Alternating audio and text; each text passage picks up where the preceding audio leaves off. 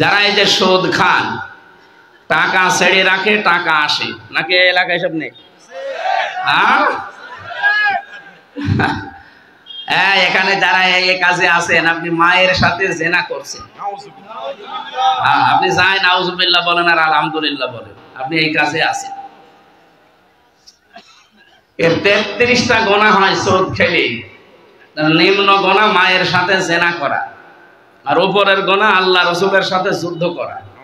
উপরেরটা যদি নাও করেন, অন্তত নিচেরটা তো করছেন। যারা টাকা ছেড়ে রেখেছেন, 1000 টাকা দিলে মাসে মাসে আরো 200 টাকা বেশি দেয়। যারা এই কাজ করছেন, এটা ছেড়ে দেওয়া লাগবে ভাই, নাই তো আপনার নামাজ, রোজা, হজ, যাকাত যাই করছেন, দান সাদকা, সব মাঠে মারা যাচ্ছে। সুতরাং এগুলো থেকে বেশি বাঁচিয়ে রাখা লাগবে না, যে নামাজ যেন অন্তত বেশি থাকে, আমার রোজাটা যেন অন্তত হয়, এজন্য সুদ ছেড়ে দেওয়া লাগবে। যারা যারা এগুলো করছেন ছেড়ে দেবেন, হাত তোলেন তো কারা ছাড়বে? ও, এলাকায় সুদ চলছে, তাহলে ভালোই আছে, ঠিক আছে। আপনারা যখন হাত তুললেন যে ছেড়ে দেবেন, আলহামদুলিল্লাহ। আপনি সুদের টাকা মাসে মাসে নাই 20,000 ইনকাম করলেন, দেখবেন আপনার এক মাসে 30,000 টাকা চলে যাওয়ার রাস্তা আল্লাহ তৈরি করে দেবে। হয়তো এমন একটা অসুখ দেবে যে 20,000 টাকার ওষুধই লাগে।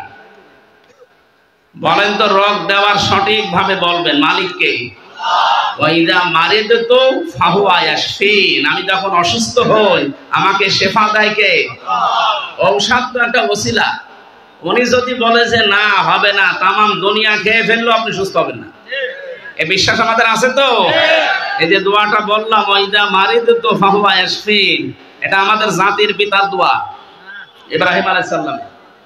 উনি দোয়া করেছিলেন, ওয়াইদা মারিদতু ফাহুয়া ইয়াশফিন, যখন আমি অসুস্থ হই আমাকে শেফা দেয় কে?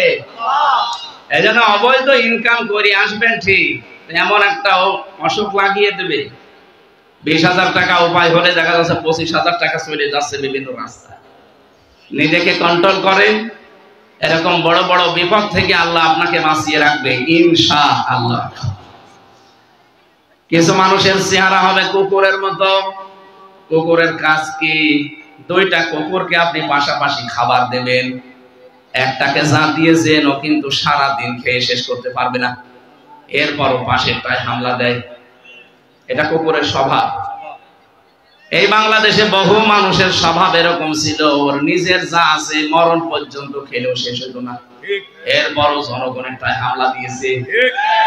এগুলো কিয়ামতে যখন উঠবে, দেখবেন মানুষের আকৃতি থাকবে না, ওদের আকারের উপরে কুকুরের চেহারা ভেসে উঠবে।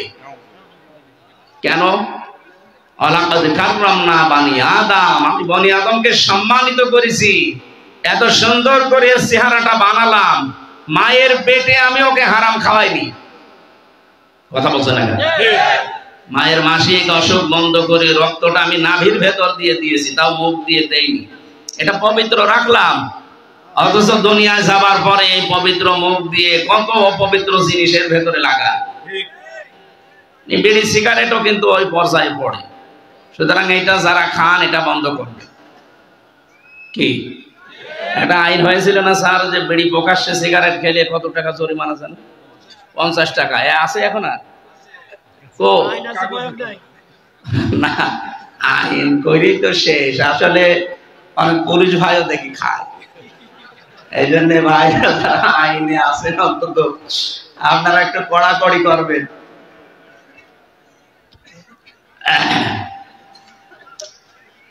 3 নম্বরে কিছু মানুষের চেহারা আল্লাহ বানাবে শুকুরের মতো। শুকুরের কাজ কি? নিজের মেয়েকে, বউকে দেখবেন নিয়ে যায় যে কচু খেতে ছেড়ে দেয়, নিজে এক জায়গায় বসে থাকে। এটা শুকুরের স্বভাব। এটা বহু মানুষ এমন আছে, নিজের বউ যদি সুন্দরী হয় ও দিশাই পায় না, করবে কি? আরো সুন্দর করে বিউটি পার্লারে সাজায়, মেয়েকে সাজায়, রাস্তাঘাটে যায়, অনুষ্ঠানে যায়, বিয়ে বাড়ি যায়, নিজে এক জায়গায় বসে বসে গল্প করে, ওগুলো সব আল্লাহর রাস্তায় ছেড়ে দেয়। ওটাকে আল্লাহর রাস্তা? শয়তানের রাস্তা। এই পৃথিবীতে শয়তানের যতগুলো কাজ আছে, তার 2 নাম্বার, শয়তানের 1 নাম্বার কাজ হচ্ছে সে অহংকারী। সে সব সময় মনে করে আমি সব, আর যা আছে সব ডিলিট। আনা খায়রুম মিনহু খালাকতানি মিন নারি ওয়া খালাকতাহু মিন তিন। এটা শয়তানের প্রথম স্বভাব। 2 নম্বরে শয়তানের স্বভাব হচ্ছে ও যৌনতা ছড়াতে ভালোবাসে। কি করে উলঙ্গ করা যায়, মানুষকে উলঙ্গ করা যায় এই চিন্তায় থাকে সব সময়। এরকম শয়তানেরও প্রায় 7টা কাজ আছে দুনিয়াতে, ও এইগুলো করতে পারলে ওর আনন্দ লাগে। সুতরাং যারা যৌনতা ছড়াতে ভালোবাসেন, আপনি বিশ্বাস করবেন যে আপনি আর মানুষ নেই, আপনাকে শয়তান পুরাপুরি দখল করে ফেলেছে। কথা বোঝেন? আজকের এই যে ভাইস চেয়ারম্যান, উনি সাবেক, উনি যদি এখন বাড়ি যায়, বাড়িতে যাওয়ার পরে সালাম দিয়েছে স্ত্রীকে, ওনার বউ যদি বলে ওই কুকুরের বাচ্চা, ওনার রাগ হবে না? জ্ঞানী মানুষ হলে রাগ হবে, চিন্তা করবে কি গো, এটা শিক্ষিতা মেয়ে, এ ধার্মিক বংশের মেয়ে, আর আমার কোনোদিন মুখের উপরে মুখ তুলে কথা বলে না, আজকে আমারে গালি দিচ্ছে। ঠিক করে জিনে ধরেছে। কিসে ধরেছে? নাই তো গালি দেওয়ার কথা না। আপনি যখন দেখবেন যে আপনাকে যৌনতা ছড়িয়ে আপনি ভালো লাগছে, নিজের গোপন অঙ্গগুলো মানুষকে দেখাতে আপনার আনন্দ লাগে, মজা লাগে, আপনি বুঝবেন শয়তান আপনাকে দখল করে ফেলেছে। কথা বুঝতেছে? লাগবে না, বসে। কিয়ামতের ওই কঠিন ময়দানে আল্লাহ রাব্বুল আলামিন মানুষকে যখন বিচারের জন্য ডাকবেন, তখন তার এই আকৃতিটা পুরো পাল্টিয়ে ফেলবেন।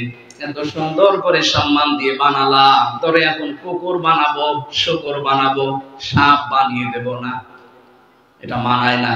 এই জন্য চেহারার ভেতরে এইগুলো আল্লাহ ফুটিয়ে তুলবেন। আজকে এখানে যদি কেউ কুকুরের আকৃতি পেয়ে যায়, বলেন তো ওসি সাহেব বরাক আমির হামজা হক এখানে আপনি আসতে দেবেন? কি মনে হচ্ছে আপনার? কয়েকটা মানুষ এখানে আমরা মাত্র বসে আছি, নাই 5000 মানুষ হবে। এর ভেতরে কুকুরের শুকরের আকৃতি পেলে যদি আপনি এখানে উঠতে না দেন, কিয়ামতে কোটি কোটি মানুষ থাকবে। এর ভেতরে আমার আল্লাহ আপনার চেহারা শুকরের মতো বানিয়ে দেবে, কুকুরের মতো বানিয়ে দেবে। মানুষ দেখেই বুঝবে যে এই ধরনের অপরাধী ছিল। দ্বিতীয় নম্বরে কোরআনে পেয়েছি সূরা ইয়াসিনের ভেতরে ওয়ামতাযুল ইয়াউমা আইয়ুহাল মুজরিমুন। হাশরের ময়দানে আল্লাহ নিজে একটা ঘোষণা দেবেন, হে অপরাধী যারা, পাপিষ্ট যারা, আমার নেককার বান্দাদের থেকে আলাদা হয়ে যা। আজ হয়তো আমার অপরাধগুলো শরীরে লেখা নেই, এজন্য অনেকে টের পায় না। কিয়ামতে কিন্তু এগুলো সব লেখা থাকবে, কে কোন ধরনের অপরাধ করেছে। ময়দানে মাহশারে যদি আল্লাহ বলে হামজা আজকে আমার নেককার বান্দা বান্দীদের থেকে তুই বের হয়ে যা, কি অবস্থা তৈরি হবে ওইটা সামনে নিয়ে আপনি বলেন। এজন্য হক কথাগুলো আমার ছড়ানো দরকার। আপনি যদি মেনে নিতে পারেন তো ভালো, আপনার কপাল খুলবে। যদি মেনে নিতে না পারেন, আপনার জন্য আল্লাহ আগুন তৈরি করে রেখেছে। ইন্না আ'তাদনা লিয-যালিমিনা নারা। আল্লাহ বলেন আমি নিজে তার জন্য আগুন তৈরি করে রাখলাম। বলেন নাউযুবিল্লাহ। তাহলে আপনাদের দায়িত্ব চুপ থাকা আর শোনা, আর আমার দায়িত্ব পৌঁছিয়ে দেওয়া সঠিকটা। আমি সেই নিয়ত নিয়েই বসেছি। আজকের আলোচনাটা হেদায়েতমূলক আমি করব ইনশাআল্লাহ। আমাদের আজকের বিষয় হচ্ছে সমন্বয়। কি বললাম? বলেন না কেন? কি সমান না? আজকে যে তেলাওয়াত করলাম সূরা সেজদা 18, 19, 20 এতগুলো আয়াত আমি কোন তাফসীর মাহফিলে পড়ি না, খুব পড়লেও এক আয়াতের অর্ধেক পড়ি। আজকে পুরা 3 আয়াত পড়েছি, সময় পেয়েছি এই জন্য। থাকবে তো ইনশাআল্লাহ? আমরা তাফসীর আকারে কথা বলব। সমন্বয় যেহেতু বলেছি, আমরা সেজদা সূরা সেজদা থেকে পড়েছি। এত বড় একটা সুন্দর সূরা, সূরা সেজদা 30টা আয়াত আছে, 3টা রুকু আছে। পুরা কোরআন শরীফের ভেতরে 30 আয়াত বিশিষ্ট সূরা আমি পেয়েছি 2টা, সূরা মুলুক আর সূরা সেজদা। বিশ্বনবী সারাটা জীবনে দুইটা সূরা পড়ে তারপরে ঘুমাতেন। বলেন সুবহানাল্লাহ। এত দামি সেজদা, নাম শুনলেই বোঝা যাচ্ছে এর ভেতরে এমন একটা কিছু আছে যেটার উপরে আমার আল্লাহ খুশি হয়। সেজদা এত দামি জিনিস, কোন মানুষ যদি সেজদা না দেয়, আমার আল্লাহ পাক এই পৃথিবীতে সবচাইতে বেশি রেগে থাকে তার উপরে। চাঁদপুরবাসী আমরা অনেক মানুষ এখানে আছি, সুস্থ সবল থাকার পর আমরা নিজেরা আল্লাহকে সেজদা দেই না। তাফসীরের ভেতরে একটা ঘটনা পড়েছি, এই এদিকে তাকান। শয়তান মানুষের রূপ ধরেছে একবার, আল্লাহর এক বান্দার সাথে দোস্তি করেছে, সারাদিন তার সাথে চলাফেরা করে, ওঠা বসা করে, বন্ধুত্ব করে ফেলেছে। হঠাৎ সন্ধ্যার পরে যতদূর গেছে আর আসা সম্ভব হয়নি, এক গাছের নিচে আশ্রয় নিয়েছে। হঠাৎ করে শয়তান ডাক দিয়ে বলে, বন্ধু আমি আজকে আর তোমার সাথে থাকতে পারলাম না, আমি বিদায় নিলাম। কেন সারাদিন তো কথাবার্তায় ওঠা বসায় চলাফেরায় তো ভালোই ব্যবহার ছিল, বন্ধুত্ব হয়েছিল, চলে যাবেন কেন? এবার প্রশ্ন করছে, কি তুমি আমার চিনতে পেরেছো? বলে না, আমি শয়তান। কে?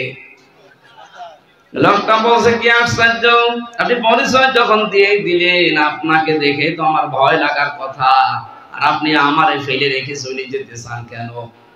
শয়তান জবাব দিয়েছে, বন্ধু আমি শুধু একটা সেজদা লঙ্ঘন করেছি। কয়টা? আল্লাহ বলেছিল আদমকে সেজদা দাও, আমি দেইনি। একটা সেজদা লঙ্ঘন করার কারণে যদি আল্লাহ আমার উপরে গজব নাযিল করে, দুইটা জিনিস থেকে আল্লাহ আমাকে চিরবঞ্চিত করে দিয়েছে। এক নম্বরে কোনদিন আল্লাহ আমাকে ক্ষমা করবে না, দুই নম্বরে কোনদিন তিনি আমাকে জান্নাতে দেবে না। এই মোবাইল বন্ধ করে দাও।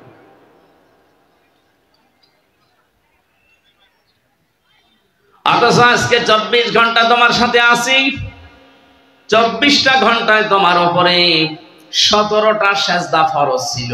কয়টা? 17টা সেজদা অন্তত ফরজ, 34টা সেজদা ফরজ ছিল, 17 দুগুণে একটা সেজদাও তুমি তো দিলে না।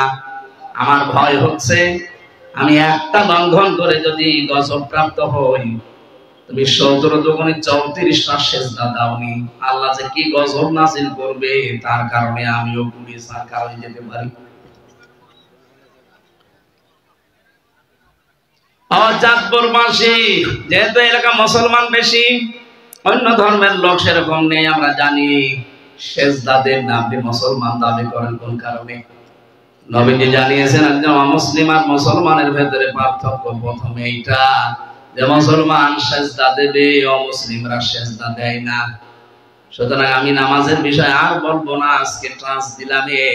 আপনি মুসলমান দাবি করতে হলে মাস্ট বি আপনাকে সেজদা দেওয়া লাগবে। কি? আজরাইল যতদিন না আসে এই গুরুত্বপূর্ণ বিধানটা আপনি ছেড়ে দেবেন না। সেজদা যদি কেউ ছেড়ে দেয় ফরজটা, তাহলে আল্লাহ বলেন আমি নিজে ওর দায়িত্ব ছেড়ে দেই। আল্লাহ যদি আপনার দায়িত্ব ছেড়ে দেয়, আপনি এক সেকেন্ডও শুদ্ধভাবে চলতে পারবেন না। এই যে চলাফেরা করেন, মনে করছেন আমার বাবার দেওয়া শরীরে চলি, এক পা ফেলতে হলে প্রতিটি কদমে আল্লাহর ফেরেশতার সাহায্য লাগে। প্রত্যেকটা কদমে কদমে আল্লাহ ফেরেশতা দিয়ে রেখেছেন। যদি ওনারা দায়িত্ব পালন না করে আপনি হাঁটতেও পারবেন না। এই জন্য আল্লাহ জানিয়েছেন আমি যখন দায়িত্ব ছেড়ে দেব তখন পদে পদে বিপদে পড়বে। আমি মাঝে মাঝে শব্দটা নিয়ে ভাবি যে আমরা বেঁচে আছি এটা একটা আশ্চর্য, আমরা মরে যাই এটা স্বাভাবিক। মানুষ মরবে এটা স্বাভাবিক বিষয়, মানুষ মরেই যাবে, কিন্তু যে বেঁচে আছি এটাতে কতগুলো অর্গান কাজ করছে আমার 3.5 হাত বডিতে। এই যে কথা বলতে পারি, এক একটা কথা বিজ্ঞান এখন প্রমাণ করছে। খলাকাল ইনসান আল্লামাহুল বায়ান, আয়াতের তাফসীরে পড়েছি এক একটা কথা তৈরি হতে 27টা স্তর পার করা লাগছে। এতটুকু একটা কণ্ঠ, এই জায়গায় 27টা স্তর পার করে একটা কথা তৈরি হয়। আমি যখন ভেতর থেকে মনে করি যে কথা বলবো, এই কথাটা ভেতরে 27টা ধাক্কা লাগে। কত 27টা স্তর পার করে শেষ পর্যন্ত মুখ দিয়ে বের করে দিচ্ছে। তাফসীরের ভাষা হচ্ছে প্রতিটি স্তরে একজন ফেরেশতা বসে আছে। এর কাছে ও ওর কাছে ও ওর কাছে ভাবে দিতে থাকে। সর্বশেষে এসে একজন ফেরেশতা বলে, যা কথাটা বের করে দিলাম। যদি একজন ফেরেশতাও দায়িত্ব পালন না করে আপনি জীবনেও কথা বলতে পারবেন না, শুধু গান শব্দ করবেন। কথাটাই যদি এই হয়, বাকি এখনো যেগুলো আছে এগুলো আরো গুরুত্বপূর্ণ। মাথার ভেতরে সামনে আছে ফ্রন্টাল লব, অক্সিপিটাল লব, প্যারাইটাল লব, এরকম 70টা জিনিস দিয়ে সাজানো এই মাথাটা। এক একটা বিষয়ের উপরে 6টা 8টা 12টা করে তার দেওয়া আছে। কম্পিউটার এখানে ভিড়ান, আপনাকে আমি দেখাচ্ছি, এই মুহূর্তে আপনার ঈমান আরো বেড়ে যাবে। কি ঘিসিমিসি করা আছে এর ভেতরে। প্রত্যেকটা তার আমাদের এই শরীরের 24 ঘন্টা কাজ চালাচ্ছে। একটা তার যদি আল্লাহ অকিছু করে দেয় আপনি পাগল হয়ে যাবেন। অনেকে বলে না যে তার কাটা, এমনি বলে। হালকা যদি একটু আপনার ঢিলা হয়ে যায়, কাটা না, তারটা যদি ঢিলা হয়ে যায় আপনি পাগল হয়ে যাবেন, নিজের পায়খানা নিজে খাবেন। রব্বুল আলামিন বলেন, আমি সবগুলো আমার ফেরেশতা দিয়ে তোর শরীরটাকে চালাচ্ছি। এই জন্য তুই বেঁচে আসিস এটা আশ্চর্য, তুই মরে যাবি এটা স্বাভাবিক।